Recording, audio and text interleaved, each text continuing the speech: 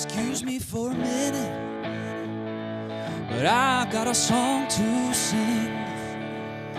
It might not be on key, but it's from my heart, and no one else can tell it what the Lord has done for me.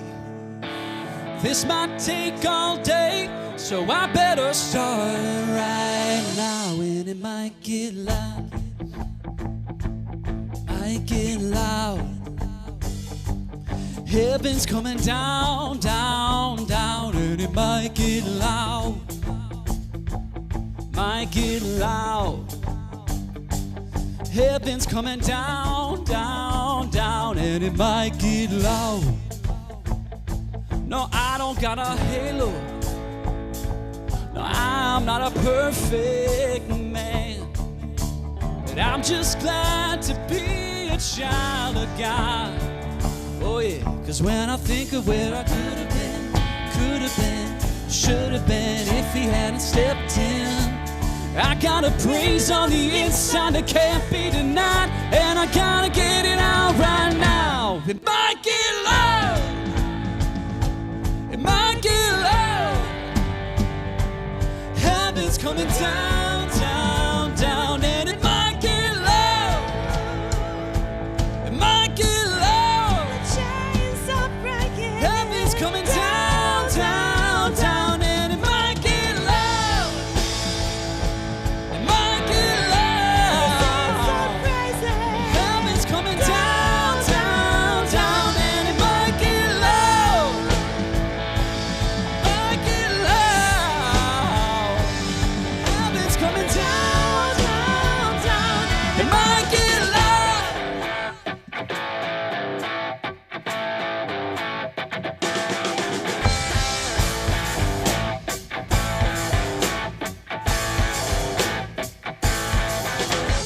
Why can't I praise him as loud as I want?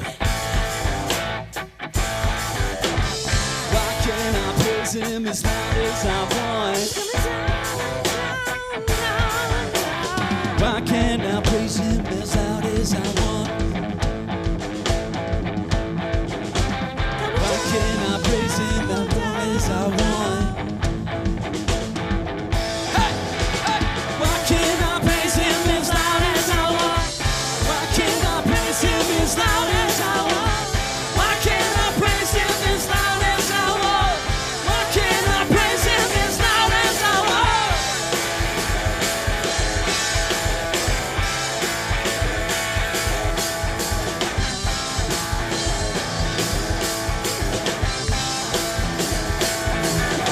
It might get loud. Excuse me for a minute. Might get loud. I've got a song to Heaven's sing. coming down, down, down. And it might get loud. No, I don't got a halo, Might get loud. but I know I'm a child. Heaven's coming down, down, down. And it might get loud. Everybody's looking. Might get loud. No, I can't keep my face. Heaven's coming down, down, down.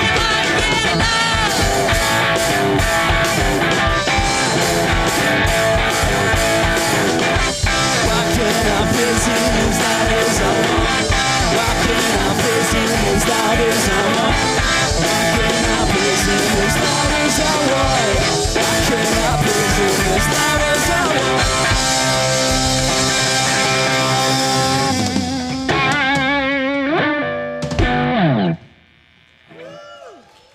Good morning, Westwinds. So glad you're here. Thanks for getting loud with us.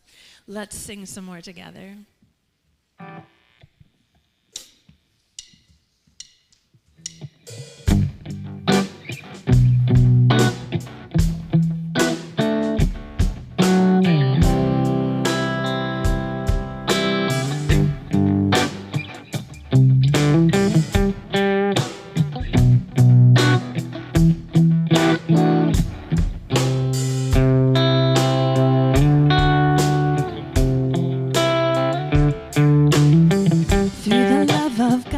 Savior, free and changeless is his favor. All is well. blood that healed us. Perfect is the grace that sealed us. Strongest hand stretched out to shield us. All must be well.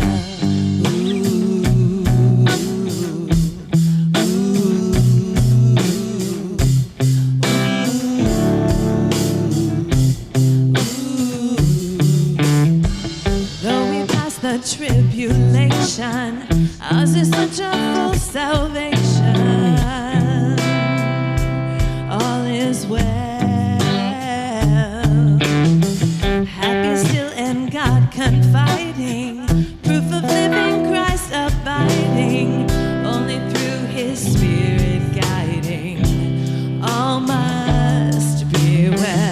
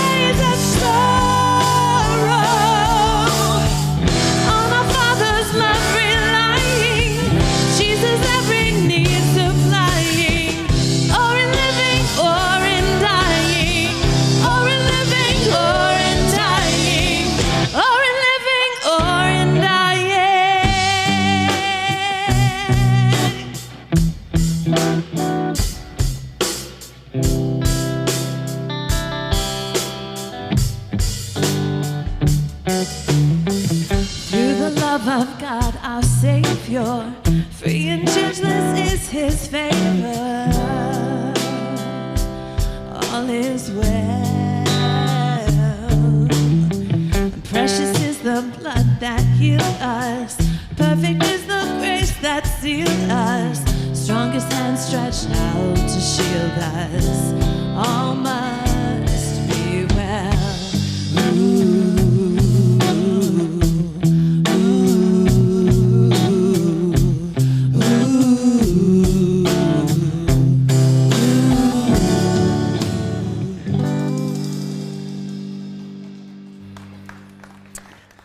Well, good morning, good morning. Are we enjoying the little bit of sun today? I mean, what month is this? Where are we living? All right.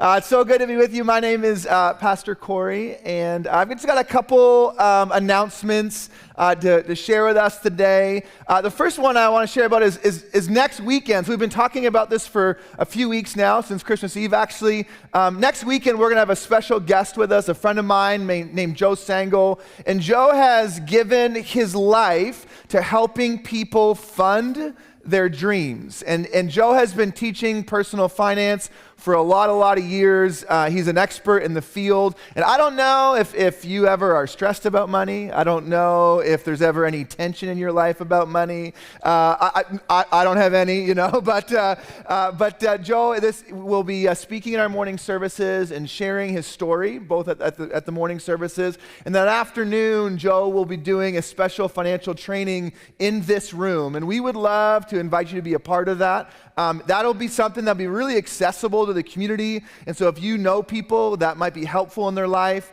bring them with you or let them know about it. It really is going to be a great afternoon. I've had the opportunity to sit through Joe's trainings a few different times, and he always adapts them to what's happening in our world. So Joe has told me he's going to talk about inflation. He's going to talk about some of the things we face in our current time today and how we can prepare and be ready for those things. So I'd encourage you to be a part of that. All that information is on the handout you got today. Speaking of finances, if you are a part of the giving community here at Westwinds, or you'd like to be, there are a few ways that you can give. You can give physically. We've got some boxes by these doors right here. There's also another one by the front entrance. You also give online. That's how my family and I give. We give at westwinds.org/donate, and there's lots of ways to give electronically online as well. Before we move forward, I wanted to pause for a moment and share a little bit, I guess pastorally would be the way to say this. This weekend is MLK weekend. And today I'm going to co-preach with Dr. King. He's obviously not here, but we will allow today some of Dr. King's words to be Dr. King's words. And some of that might feel disorienting. It certainly does for me. And I don't position myself today, especially on the themes that we'll be talking about today, as an expert. I am a learner. But we felt like it was important as we entered this weekend, which has been a long tradition in the church, to celebrate Dr. King's legacy on this Sunday, to talk about some of the Jesus roots in the civil rights movement that came through Dr. King. We wanted to let his words be his words. I understand that some of his words are polarizing, some of his words are really challenging. But we will move through the morning today, and the goal of today, when you leave today, it won't feel like we wrapped it up with a bow. It won't feel like we decided anything or solved anything. The goal of today is that we leave here having conversations, that we leave here maybe feeling a little disrupted, and knowing that that's okay, and that your pastor feels a little disrupted too. Today we will start a conversation that will carry out for a long time. And what does it mean to be the people of God in this place at this time? And I think Dr. King has some wisdom to share with us around that today. So we're going to sing a couple more songs, but I wanted you, as we sing, to prepare your heart to listen, to try not to conclude, but to open ourselves to a conversation that is rooted in the way and name of Jesus. So we're going to sing together a bit, and then we will begin to hear from Dr. King and me, and then sing, and then myself, and then we'll finish the service hearing from Dr. King again before we exit. So that's today, and I want to invite us into that journey this morning. Let's sing some more.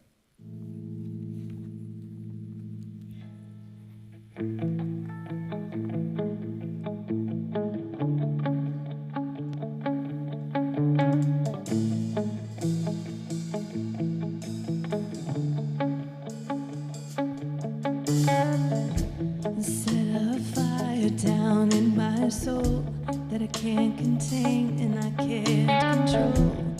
I want more of you. I want more of you. Set a fire down in my soul that I can't contain and I can't control. I want more of you, God.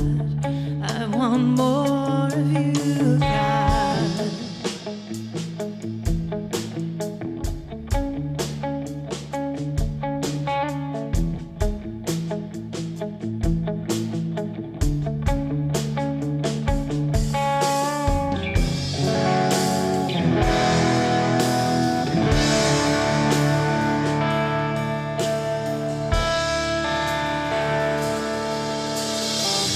No place I'd rather be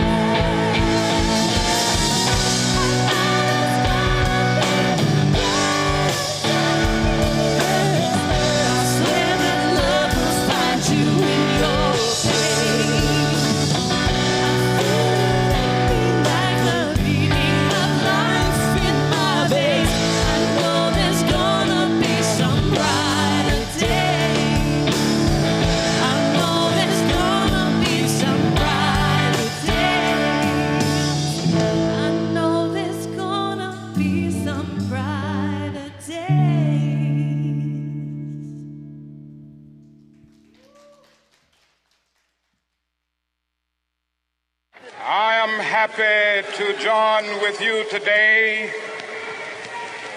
in what will go down in history as the greatest demonstration for freedom in the history of our nation.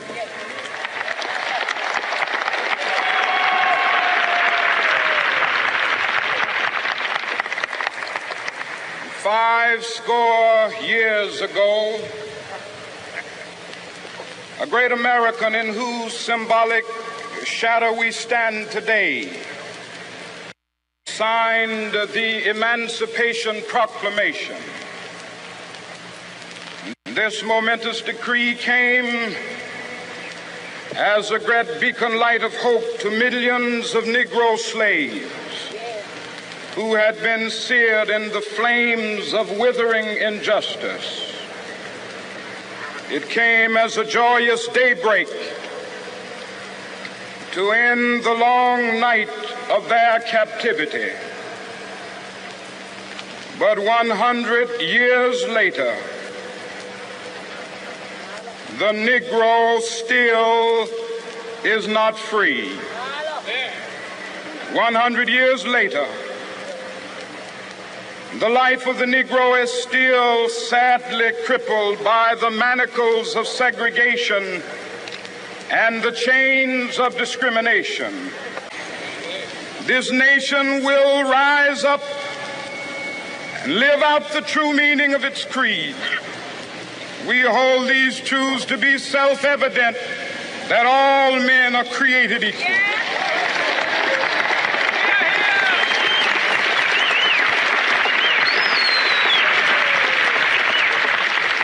I have a dream that one day on the red hills of Georgia, the sons of former slaves and the sons of former slave owners will be able to sit down together at the table of brotherhood. I have a dream that one day,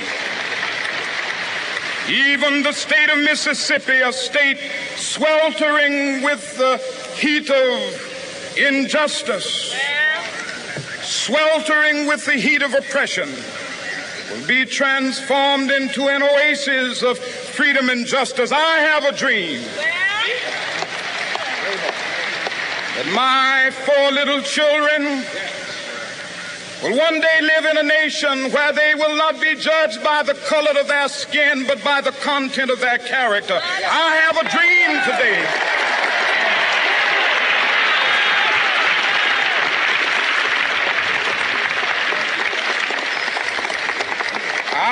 a dream that one day down in Alabama, with its vicious racists, with its governor having his lips dripping with the words of interposition and nullification, one day right there in Alabama, little black boys and black girls will be able to join hands with little white boys and white girls as sisters and brothers. I have a dream today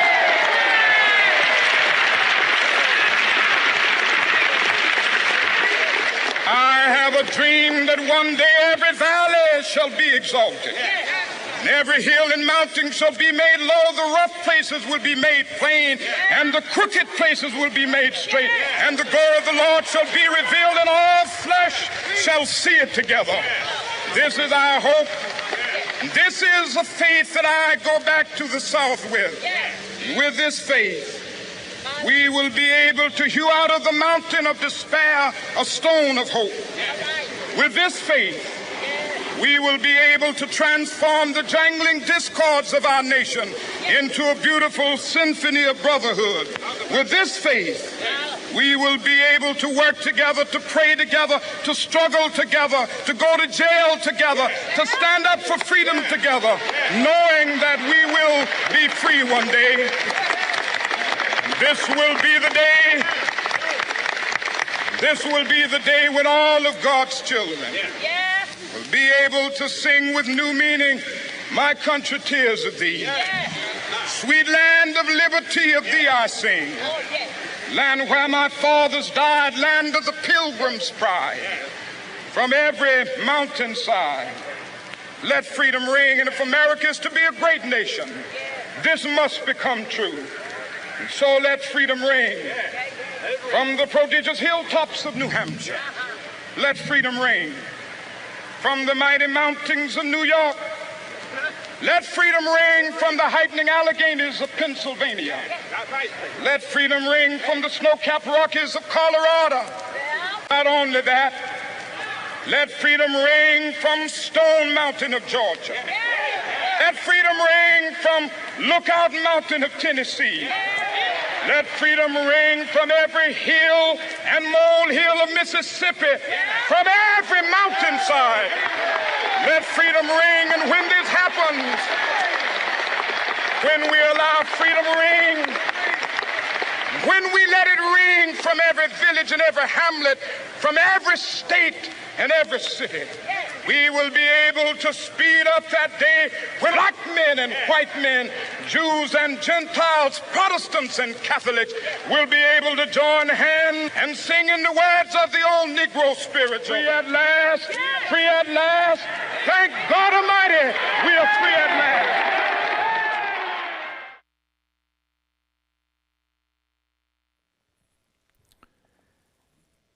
It was 4.5 years later that Dr. King's dream would have him killed.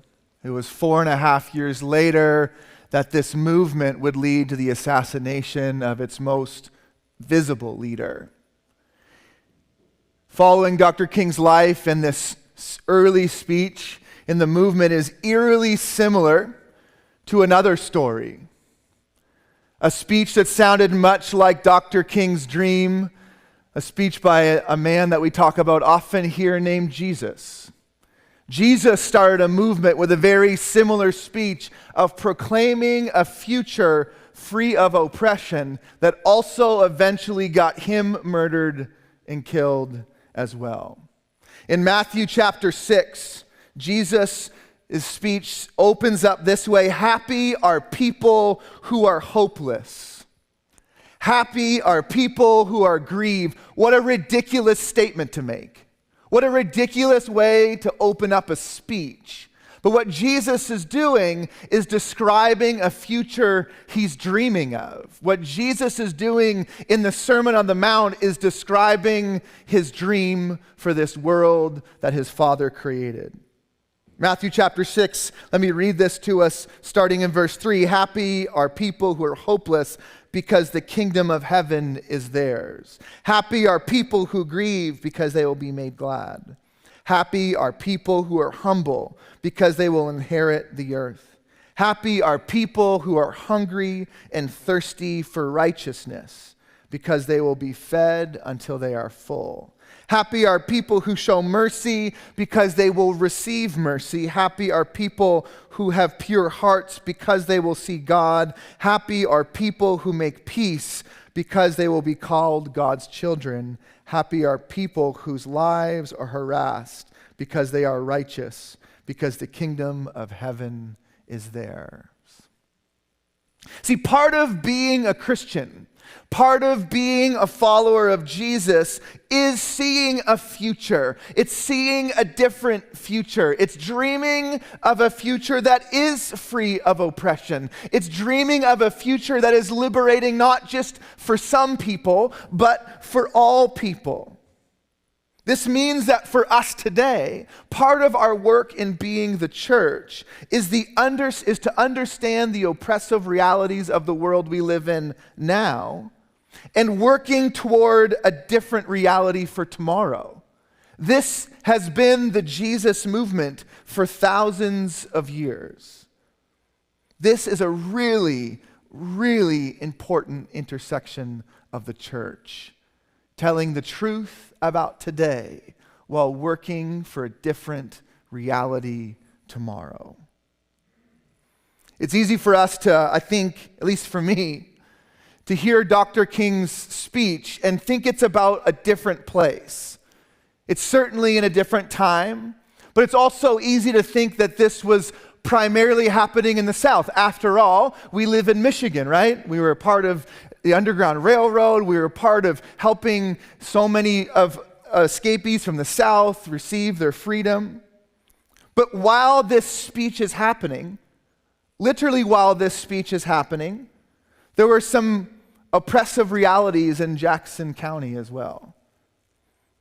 I had part of my work as a pastor, especially as a pastor coming to a new place, is to understand the place in which we inhabit. See, I don't believe the work of the church should ever be severed from the ground. I think there's a theology of the soil that we must embody and contain, and our history is a part of that. So in part of my research and trying to understand this place I now live, this place where I'm now called to be a pastor, has been digging into all kinds of things, like watching some very poorly made city council meetings on Facebook. This past June, Councilor John Willis gave a presentation about the history of this place, about Jackson County in the 60s. And in that presentation, I got to put my eyes on a land covenant that was from 1962. That there were parts of Jackson County that stated in the law was that this land must never be sold, except to people from Caucasian descent. 1962, Jackson County. In 1968, up until 1968, there was a residential security map. And this residential security map portioned off parts of Jackson County and labeling different parts of the county, and especially different parts of the city, as being A, B, C, or D. The A areas were parts of the county that were believed to be rising in value. And the D areas were parts of the county that were believed to be decreasing in value. Except the way the map works was based on proximity to what is described in the document as undesirables. Undesirables. Later in the document, this word is defined as aliens and Negroes. Aliens meaning immigrants, and Negroes meaning black people. So the closer you live to the communities inhabited by immigrants and black people, the less your property was worth. To make matters more difficult, it was this document that the lending parties of our county would use to decide whether or not someone could pull equity and gain equity in their home. Why is this important to us? It's important to us because when we drive through parts of our community and we see parts of our community that seem like they've been disinvested in, or we see parts of our community that feel more run down than other parts of our community, as followers of Jesus, what we should not do is jump to quick conclusions. What we should do is ask, why? Why is this part of the community seem more run down than another part of the community? Why does this part of the community not have a grocery store while my community has 3? Why does this part of the community have access to health care while my part of the community has access to health care? Why is it that this elementary school consistently scores lower than the elementary school in my neighborhood? Why? Why is it this way? Why is it this way? When we are voting new laws into our community, and we begin to pay attention to things like where new roads are being built, why is it this community is being displaced versus my community being displaced? It was in the 60s that across the U.S., there was this urban renewal movement. Well, that movement found itself in Jackson County as well. You might have driven on Cooper Street before. Cooper Street was extended in the 60s as a part of this urban renewal. It was drove in the south part of town right through a historic black community. As a part of the development in Jackson County, 278 families were displaced. 250 of those families were black or African American. This is why, as followers of Jesus, We should pay attention when there's changes happening in our city. Again, why is this important is I really believe that God is raising up a church who are paying attention to things in the way of Jesus. A community of followers of Jesus who are looking to learn, repent, and repair forms of systematic oppression in the name, in the way of Jesus. I think what is so beautiful and so Jesus-centered about the vision and the dream that Dr. King had for the world is that he believed in a world that was to be liberation for all people, the oppressed and the oppressors. He says in his speech, the marvelous new militancy that has engulfed the Negro community must not lead us to a distrust of all white people. For many of our white brothers, as evidenced in their presence here today, have come to realize that their destiny is tied up in our destiny. They have come to realize that their freedom is bound to our freedom. This point is deeply rooted in the way and mission of Jesus. In a few moments, I want to continue to talk about what this might mean for us.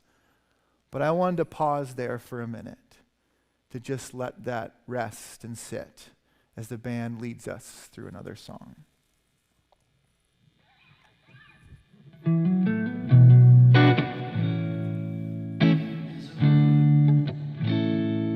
Caught in suffering, silent casualties. Oh, God, grant us peace. In these sleepless nights, I can hardly breathe. Despite brutality, I know that we'll be free. I know that we'll be free. So let the light keep it shining. Let it break into the darkness. All the love dares us to see. We'll all be free. In these desperate times, love will hold us here. Love will join our hearts, teach us to have no fear. So we lay our head down to wash their feet. When we see our brother, oh, we'll all be free. Yes, we'll all be free. Let the light keep it shining.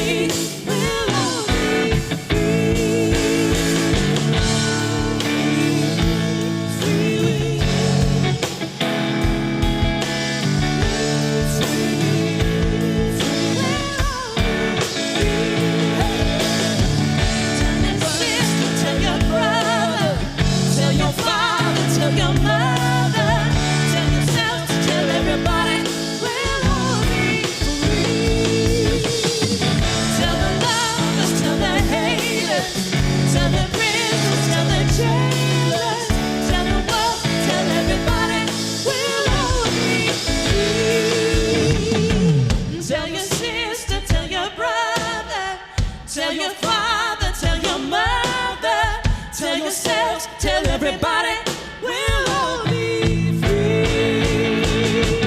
Tell the lovers, tell the haters, tell the prisoners, tell the shameless, tell the world, tell everybody we'll all be free.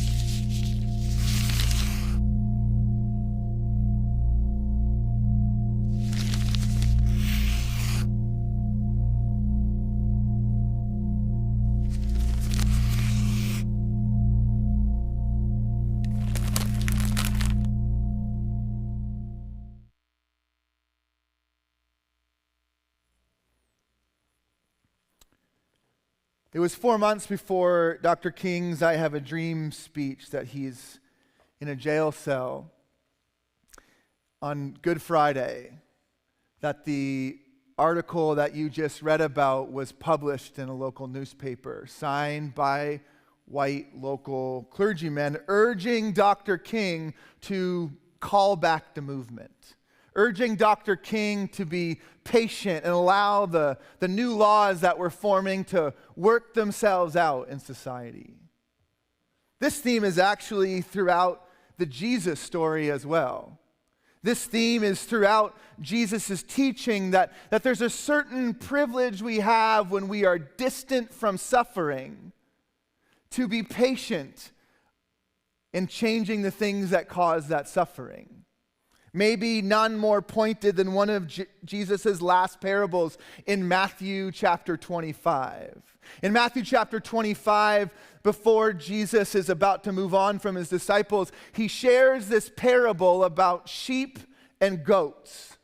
And in his parable, he says, at the end of time, the end of all time, God will gather the nations before him. And he will separate the nations into two categories, sheep and goats. I want to read the next parts of this parable because Jesus' words are certainly stronger than mine. It says, then the king will say to those on his right, come, you who will receive the good things from my Father. Inherit the kingdom that was prepared for you before the world began. I was hungry, and you gave me food to eat. I was thirsty, and you gave me a drink. I was a stranger, and you welcomed me. I was naked, and you gave me clothes to wear. I was sick, and you took care of me. I was in prison, and you visited me. Then those who are righteous will reply to him, Lord, when did we see you hungry and feed you?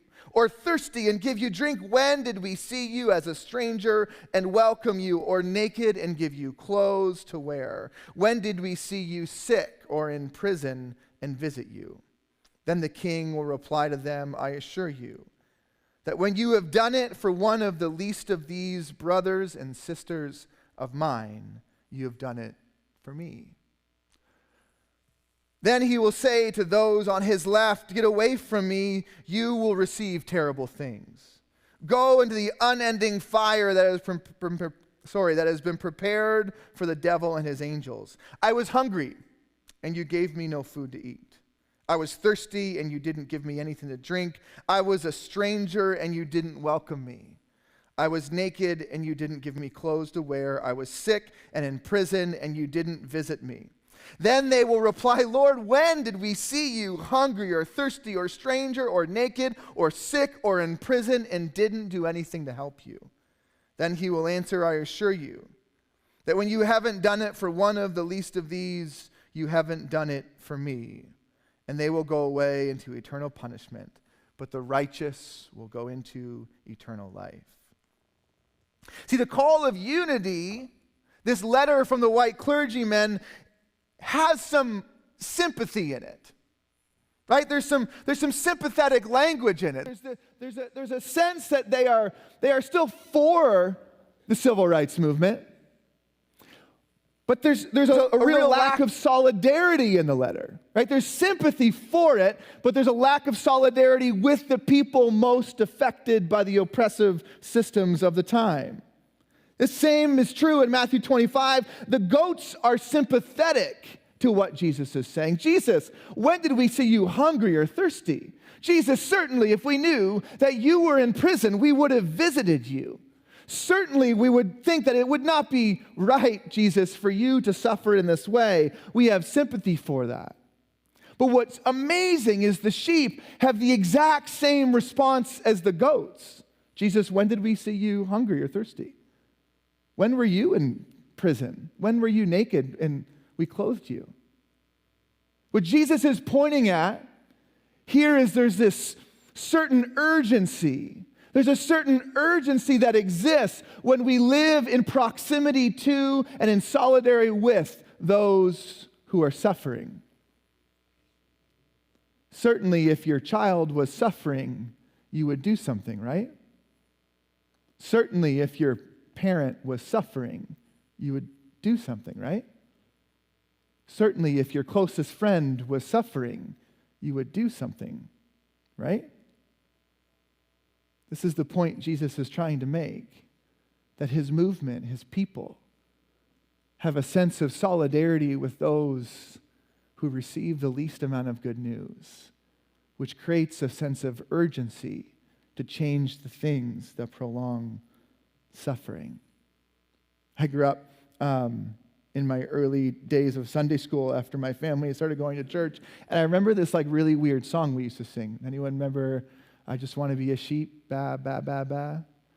I just want to be a sheep, ba, ba, ba, ba. Pray the Lord my soul to keep. I just want to be a sheep, ba. I mean, I thought it was kind of like a weird song. It is a weird song, right? And the song goes on like, I don't want to be a hypocrite. Because the hypocrites aren't hip with it, right? We don't want to be a hypocrite. And they'll go on, I don't want to be a Pharisee because the Pharisees aren't fair, you see, right? So this was the song. And this cute song was, I just want to be a sheep, ba, ba, ba, ba. And as I read the way of Jesus, I do want to be a sheep. This is the group I want to be a part of. This is what's so compelling about the way of Jesus, is that Jesus stands in solidarity with those who receive the least amount of good news. Black author and activist Dante Stewart writes this about sympathy and solidarity. This is why I say the struggle for justice, dignity, power, and community means we must move from sympathy to solidarity. Sympathy feels bad about a situation. Solidarity joins as a co-laborer to change the situation. Sympathy calls for love without risk. Solidarity calls for risk as love. Sympathy centers the comfort and timetable of those who benefit from a system of difference. Solidarity calls for a revolution of value in a system in which we build a loving and just common life together. May it be so. This is the work Jesus is doing. And if Matthew 25 teaches us anything, is that we can find Jesus where he told us we can find him. In prison, with the sick, with the naked, with the poor, with the oppressed, those who struggle generation after generation after generation. Jesus is telling us we can find him with the disenfranchised, the suffering, the disinvested, which I think leads us to some questions, not answers. I think the questions I hope we leave here today is, am I willing to find Jesus in solidarity with the poor, the oppressed, and the marginalized? Which I think continues to lead us to ask more questions. Am I willing to see injustices? Like, do I even want to know? Do I even want to see it? Do I even want to consider why things are the way they are? So we must learn to ask questions. Why is it this way? How did it come to be like this? In what ways do I benefit from this system? In what ways am I complicit with this system? In a moment here, we're going to hear MLK's response to the white clergyman. Words he wrote while sitting in a jail cell, while his black brothers and sisters and some other allies were being brutalized for his dream, a dream of a world that is equitable, a dream of a world that practices equality, a dream of a world that practices a radical inclusion. A letter that is responding to MLK and his movement being asked just to wait, be patient. Your time will come. Eventually, this will be made right. I think in this letter you can hear, we'll read and we'll hear the agony of the struggle, a sentiment that can be found all throughout the scriptures in places like Psalm 13. How long will you forget me, Lord? Forever? How long will you hide your face from me? How long will I be left to my own wits, agony filling my heart daily? How long will my enemy keep defeating me? After MLK speaks, there'll be a song that plays and the lights will come up and the doors will open and you're free to leave at your own pace today. And I'd encourage you not to try and leave today with quick answers, fast solutions, but to leave with questions and wrestling, to carry these conversations into your car ride home, to the lunches that you have, and that we could extend this conversation through our long future together, asking what it means to be a faithful church in the way of Jesus at this time, in this place, with these people. I'll also note that everything I've referenced today, we've made a place online that you can find all that stuff. If you go to westwinds.org/MLK, everything I've talked about today, there's lots of articles and references there, which could be a helpful talking point for you and your household or with your friends, where you could just grab something from that site, read it together, talk about it, and keep having conversations. I again today was so nervous to move through this talk today. This is a scary thing for a new pastor to talk about something as complicated, as nuanced as this conversation. I'm a learner with y'all. I'm on this journey too. But I want nothing more. I want nothing more than to see Jesus' church be faithful here in Jackson County. And that might mean, no, that does mean opening our eyes to the things going on around us and being open to the things that God may call us to. I don't know what those are, but we will move faithfully through this season and through this place with these people. So we finish today with MLK's letter from Birmingham jail, one of his most challenging reads, written in response to clergymen asking him to wait on Good Friday of all days, a day that recognizes the day that Jesus the revolutionary was murdered for his dream. MLK writes this letter in response. Let's read and hear this letter today and leave slowly as music plays.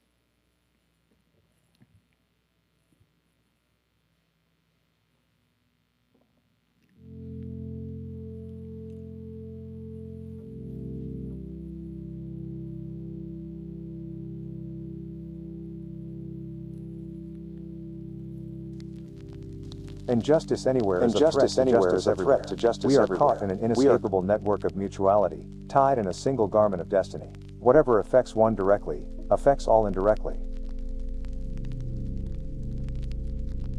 Just as Socrates felt that it was necessary to create a tension in the mind so that individuals could rise from the bondage of myths and half-truths to the unfettered realm of creative analysis and objective appraisal, we see the need for nonviolent gadflies to create the kind of tension in society that will help men rise from the dark depths of prejudice and racism to the majestic heights of understanding and brotherhood. I have never yet engaged in a direct action movement that was well-timed, according to the timetable of those who have not suffered unduly from the disease of segregation. For years now I have heard the word wait. It rings in the ear of every Negro with a piercing familiarity. This wait has almost always meant never. It has been a tranquilizing thalidomide, relieving the emotional stress for a moment, only to give birth to an ill-formed infant of frustration. We must come to see with the distinguished jurist of yesterday that justice too long delayed is justice denied. We have waited for more than 340 years for our constitutional and God-given rights. The nations of Asia and Africa are moving with jet-like speed toward the goal of political independence, and we still creep at horse and buggy pace toward the gaining of a cup of coffee at a lunch counter.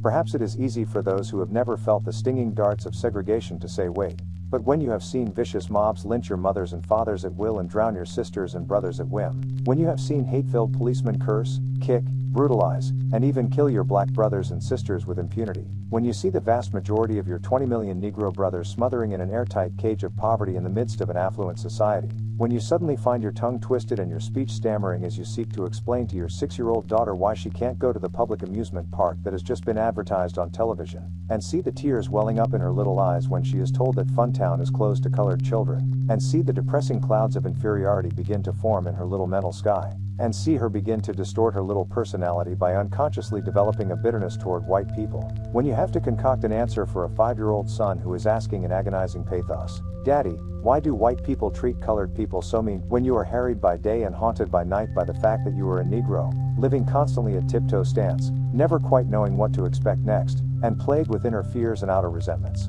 When you are forever fighting a degenerating sense of nobodiness, then you will understand why we find it difficult to wait. There comes a time when the cup of endurance runs over, and men are no longer willing to be plunged into an abyss of injustice where they experience the bleakness of corroding despair. I hope you can understand our legitimate and unavoidable impatience. In the midst of a mighty struggle to rid our nation of racial and economic injustice, I have heard so many ministers say, those are social issues with which the gospel has no real concern. And I have watched so many churches commit themselves to a completely otherworldly religion which made a strange distinction between body and soul, the sacred and the secular. I have almost reached the regrettable conclusion that the Negro's great stumbling block in the stride toward freedom is not the white citizen's counselor or the Ku Klux Klaner, but the white moderate who is more devoted to order than to justice, who prefers a negative peace which is the absence of tension to a positive peace which is the presence of justice, who constantly says I agree with you in the goal you seek, but I can't agree with your methods of direct action, who paternalistically feels that he can set the timetable for another man's freedom, who lives by the myth of time and who constantly advises the Negro to wait until a more convenient season. Shallow understanding from people of good will is more frustrating than absolute misunderstanding from people of ill will. Lukewarm acceptance is much more bewildering than outright rejection. Let us all hope that the dark clouds of racial prejudice will soon pass away and the deep fog of misunderstanding will be lifted from our fear-drenched communities, and in some not too distant tomorrow the radiant stars of love and brotherhood will shine over our great nation with all of their scintillating beauty.